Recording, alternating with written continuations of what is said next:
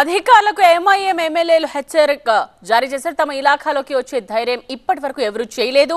పాత బస్తీలో సర్వేకొస్తే తీవ్ర పరిణామాలుంటాయంటున్నారు. బుల్డోజర్లు తీసుకొస్తే మాపై నుండి వెళ్ళాలి అని అంటున్నారు.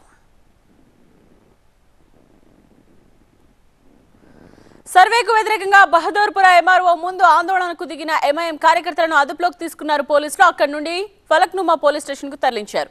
అనంతరం ఎంఐఎం ఎమ్మెల్యేలు వారిని విడిపించారు. తరువాత ఆ పార్టీకి చెందిన ముగ్గురు ఎమ్మెల్యేలు హైదరాబాద్ ఆర్టీఓ ఆఫీస్ కు వెళ్లారు.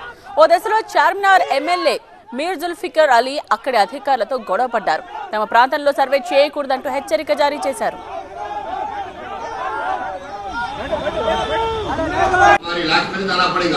शाम में पहले हम देंगे, हमारे ऊपर से आप बुलडोजर चलाओ, हम देखेंगे ये इधर उधर का ऐसा नहीं है।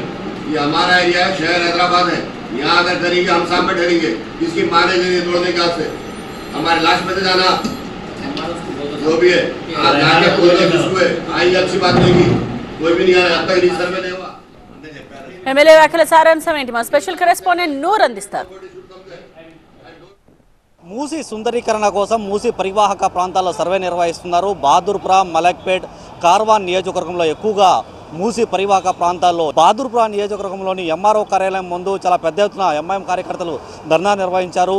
కార్పొరేటర్లతో పాటు కార్యకర్తలను కూడా పోలీసులు అరెస్ట్ చేసి ఫలక్నుమా పోలీసులు తరలించిన పరిస్థితి. కొద్దిసేపు క్రితమే కార్వాన్ ఎమ్మెల్యే కౌసర్ మొహిద్దీన్, చార్మినార్ ఎమ్మెల్యే మీర్ జుల్ఫికార్ అలీ, బహదూర్పుర ఎమ్మెల్యే మొబిన్ కూడా ముగ్గురు హైదరాబాద్ ఆర్డీఓని కలిశారు. మా ఏరియాలో సర్వే నిర్వహిస్తే పరిణామాలు చాలా తీవ్రంగా ఉంటాయి. మా అడ్డాలో, మా ఇలాకాలో మీరు సర్వే ఎలా నిర్వహిస్తారు? అక్కడ సర్వే నిర్వహించాలనుకుంటే ఫస్ట్ మా శవాలపై నుంచి మీ బుల్డోజర్ వెళ్ళాలనేసి ఏకంగా ఆర్డీఓ పైన మండిపడిన పరిస్థితి. ఏకంగా ఎమ్మెల్యేలే ఆర్డీఓతో గొడవపడడం కూడా ఒక పెద్ద సంచలనంగా మారింది. మా ఇలాకాలో, మా ఏరియాలో ఇంతవరకు ఎవడు పుట్టలేదు, ఎవడు సర్వే చేసినా కూడా పరిణామాలు చాలా తీవ్రంగా ఉంటాయనేసి ఏకంగా ఆర్డీఓని ఎంఐఎం నేతలు అయితే హెచ్చరించిన పరిస్థితి. Cameraman Srikanth, Noor Mohammed, TV 9 Hyderabad.